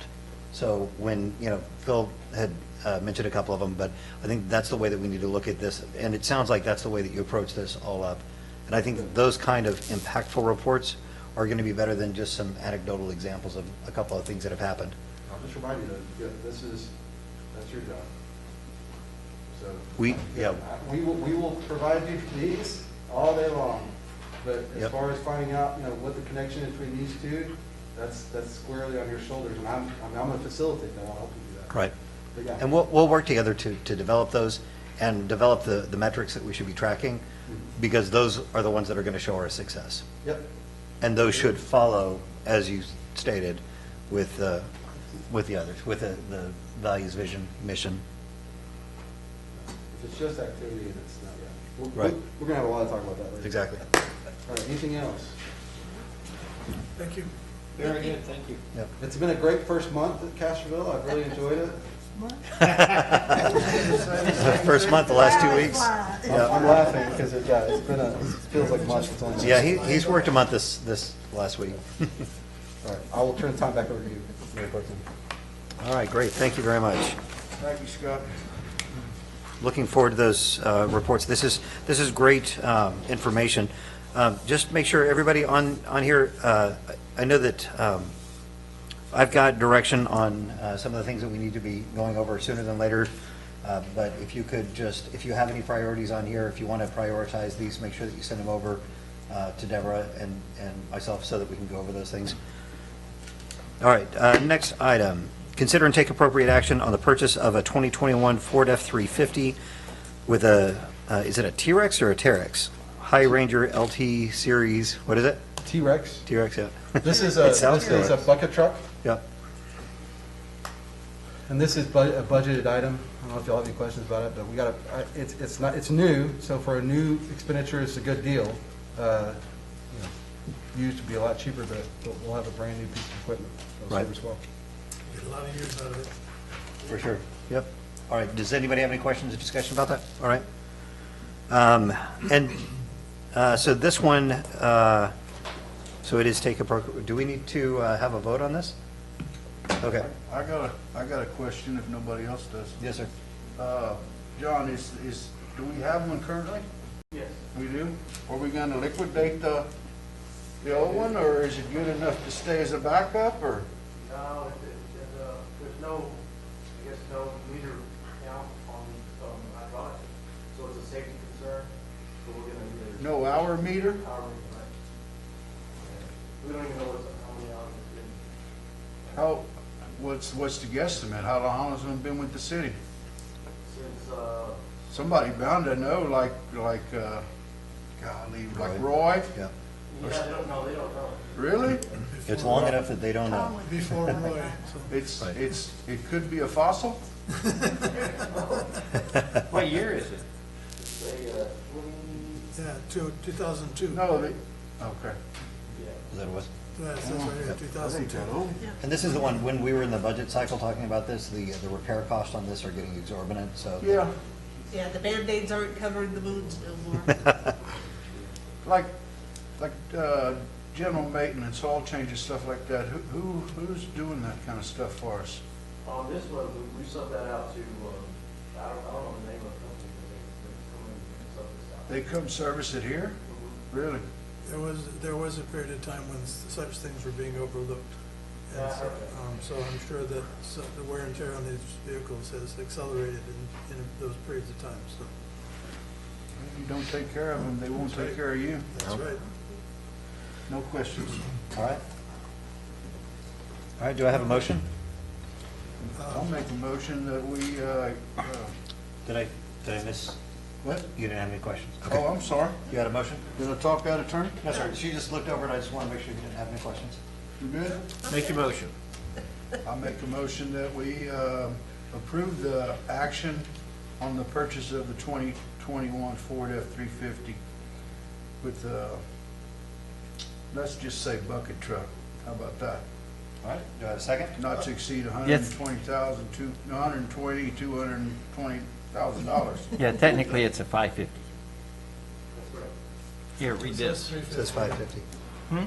It says 350 here, yeah. This says T-Rex High Ranger, it says a Ford, purchase of a 2021 Ford F-550 chassis, 4x4 regular cab, plus T-Rex High Range LX series serial number. That's on the agenda report. And John's shaking his head And yes. it is a 550. It is It's a 550, not a It's a 350. typo. But okay? yeah, that's, honestly, once you tell us $120,000 for Yeah. a bucket truck, we You care. know it's a 550, right. I'll second. All right, all in favor? Aye. Aye. Aye. All opposed? Okay, I didn't hear Phil. Yes. Okay, great. Thank you. Motion passes. All right, the next one is I need my glasses. Consider and take appropriate action on adopting a resolution declaring various equipment and vehicles to be surplus and/or salvage, and authorize city administrator to dispose of property in a manner which is beneficial to the city, and authorizing any additional actions reasonably necessary to dispose of surplus salvage property. Yes. And this is the same as last time. There's just 2 extra pieces of equipment or material that And- didn't get on it. I'm gonna try to, I need to take with our attorney, I'm gonna see if we can't get a blanket authorization for specific types of equipment. So for instance, our attic is full of all kinds of stuff, Well, then, old phones and what. yeah, we're coming back with it. I'm sorry. Okay, yeah, but rather than having to bring it to him, now we're doing it, just, I'm gonna see if it's okay if we get some kind of blanket authorization for specific types. And then we'll just update you on those things. It'll be in a report, but it won't require a motion or that kind of thing, because it'll already be approved. But I'll see if, that'll be on a future agenda. All right, for any major items, I think it's appropriate, but as you said, if it's just old Old office printers. stuff and furniture and, Stuff you can't give away. right? Okay. Yeah, there's desks and different things up there and old Right. computers. And what are the items that are on, for this one? You said This is two? one of them's a metal slide.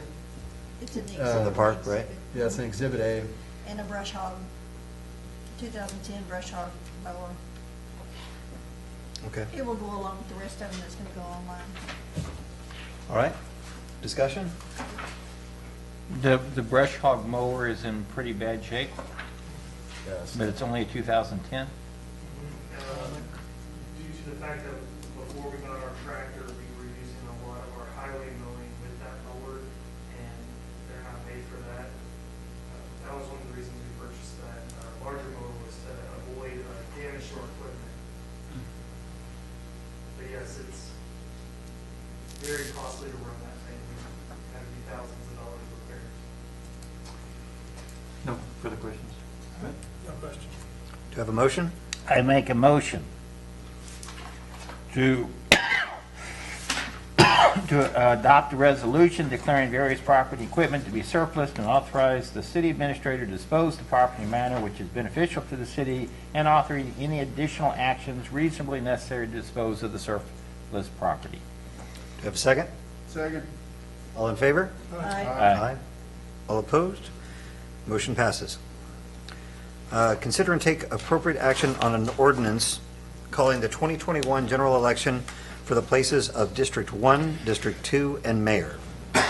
Deborah? Well, each year we this is an annual event, and so this is relatively simple. Each year we have to do it by ordinance, and that's the 3 positions that we have open. And so to go by the local government code and the election codes, we should do this. I don't know what else to say. Perfect. It's pretty straightforward, right? Yes, sir. Yes, Any sir. questions about that? And also, I will say, in this ordinance, it also shows the new polling place for the Medina County Annex Building. Right. And we will be publishing that in various areas so that people will be reminded of that if we have an ordinance, or I'm sorry, if we have an election. Be a one-stop shop. The school and our election will be at the same place, yes. Yeah, and again, we just need to Be make very sure that good. we're communicating that well. Yes, Okay. it'll come out in the next newsletter that's going out with the utility bills in the next week. Sign on And our election day that says not here. right, and we'll put it in the paper, of course, because we have to do some legal advertisement. And then also we'll do it in the newsletter and then on the Facebook page. Probably put up And- some yard sign kind of things too. Right. Okay, great. So could Any we discussion? technically combine the next 3 items into one, since we've already discussed this stuff at the last city council meeting? Well, we'll have to do different Okay. I was just asking. motions, yes, ma'am. You want to go home? All right, let's start with this one. Yes, please make a motion. I'd like to make a motion to adopt the ordinance calling for the 2021 general election to be held on May 1st, 2021 for the council seats of District 1, District 2, and the mayor, designating the polling place, established procedures for the general election, and making provisions for the conduct of the election. Second. Got the easy job. Did that incorporate? Yes. Okay. Do I have a second? Yeah, Todd. All right, great. All in favor? Aye. Motion passes. Thank you. Okay, so which ones did we cover with that? I kind of, Well, that's just, was that's just just the the one. ordinance. Okay. Calling the election. perfect. I'm just reading what's on there. They tell me. Well, you kept on going. They read the detail sheet. that's in And the then packet. we're gotcha. moving on to number 12 now. Yes, thank you. Consider and take appropriate action on agreement with the Medina Valley ISD to hold a joint election. Yes, each year we do this agreement. Normally, they do their own election at the school for early voting, and then we come together on election day here in the city hall. And as you know, this year we will be both over at the county annexation or annex for our elections. But this is, due to the election laws, we do have to go into an agreement with the county, I'm sorry, with the school. And of course, it does state that, we are responsible for our own election costs. Sure. Okay. They have passed this. She has not sent me the one over, but they have already had their board meeting, and they did pass it within the agreement. All right. And this is something we discussed last time. So if there's no discussion, do I have a motion? I make a motion to approve the agreement with the Medina Valley ISD to hold a joint election on the May 1st, 2021 uniform election day. Second? All in favor? Aye. Aye. Aye. Motion passes. All right. Okay. Item number 13, consider and take appropriate action approving the contract with Medina County Elections Administration to conduct the May 1st, 2021 general election and authorize the city secretary/election coordinator to sign the agreement.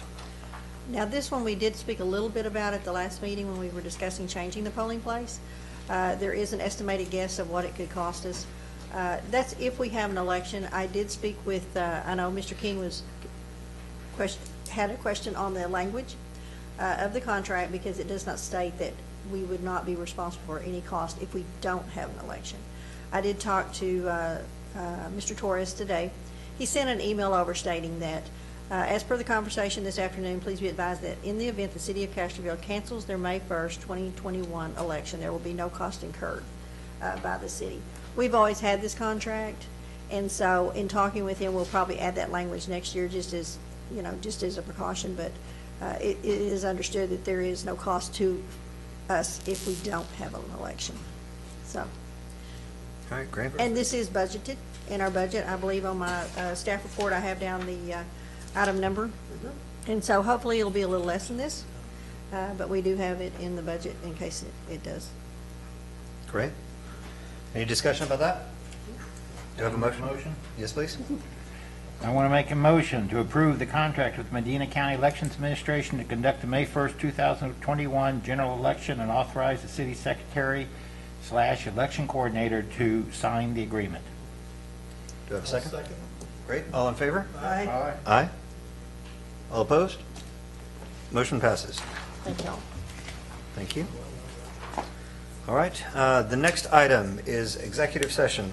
The city council will meet in closed session pursuant to the Texas Government Code, Section 551.074, entitled Personnel Matters, to deliberate the evaluation and performance and duties of the city secretary and police chief. We're going to go into executive session at 6:37. And I am going to leave the live stream on. Okay. So just, I'll pause the. All right, thank you.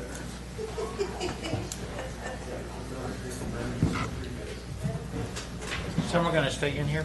No, we'll go in there. No, I mean, but is someone going to, from the staff going to be here? Police chief, lady? Well, either one.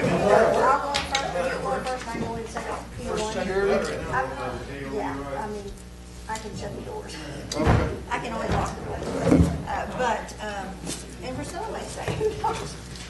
But I was gonna say, I'm gonna start I don't know what you're gonna do first, I'll go in there and start the recording. And so that way, if it's gonna be cheap, then I'll step out and record.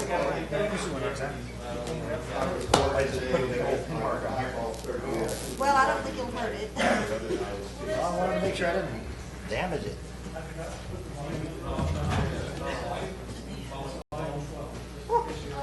We turn those lights out, it makes you tired.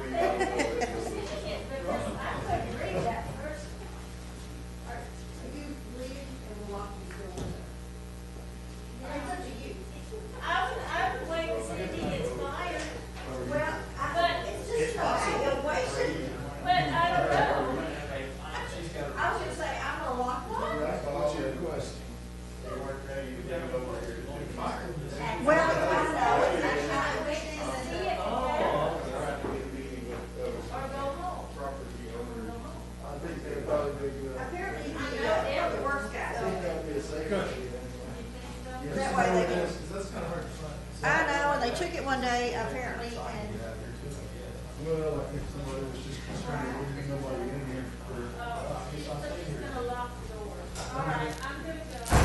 well, you can stay in, it's just if you leave, you can't get back in.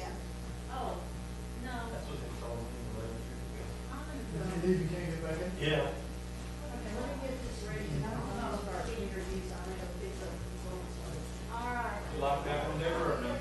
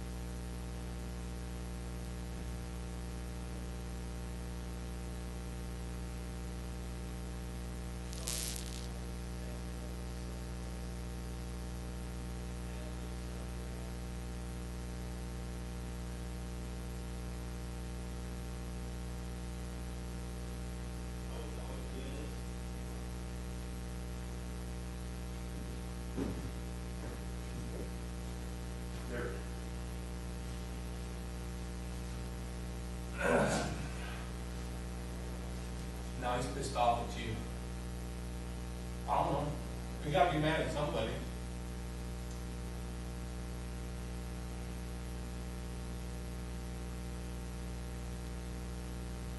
Yeah, what's there to say? Oh, really?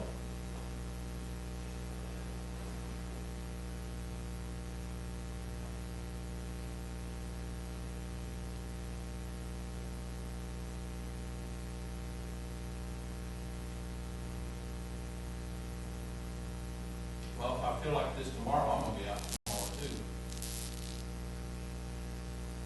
How am I taking advantage of it?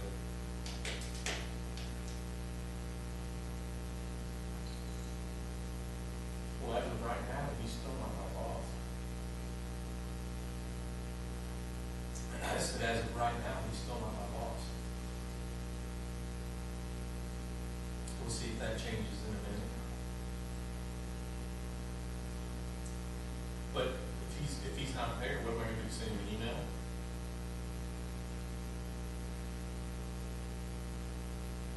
He ain't gonna have his, well, he might have his phone with him. I'll just say, yeah, I'm sure he says in the morning. So my grandson had this Friday, and that little kid, he woke up at 2 and started puking. I didn't get any sleep, because he was, every hour he was up, throwing up, and after the third time, he didn't have anything left in his tummy. So he was dry heaving, so I was making him drink water, so at least he'd have something to throw up. He said, oh, I don't like being sick. I said, I don't like it when you're sick either. I changed my bed sheets 3 times that night, and then he went home, and I washed him for the final time, and I put everything back on the bed. Tina, the dog, runs in the house, and she jumps on my bed, and she never does that. Oh, with mud on her feet, man, I was pissed. So I had to rewash. I was pissed. I was ready to kill that dog. He was okay the next day. He was fine. It was like a 24-hour bug or something in his gut. Well, Jay came by the office today, and he said, I puked this morning. I said, you sound like you had what your boy had. And then after he left, about an hour later, I started feeling bad. It's like, you fucker, you came here and gave me that shit. I didn't get it the first time. Anyways.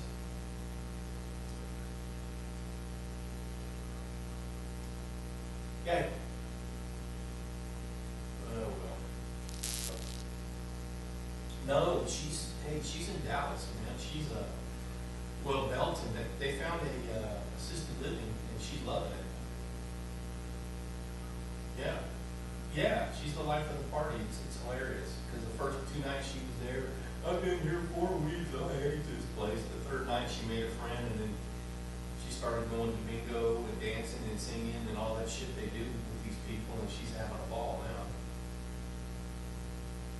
So Tina's chilling out a little bit. She was feeling guilty. Yeah, her sister, Juanita's sister, lives there. She's a retired nurse, and then Tina's oldest sister lives there. She's the one that actually found the facility for us. We had another one in Oklahoma that she was looking at, but Tina's sister got sick in Oklahoma and realized, if I go down, there's nobody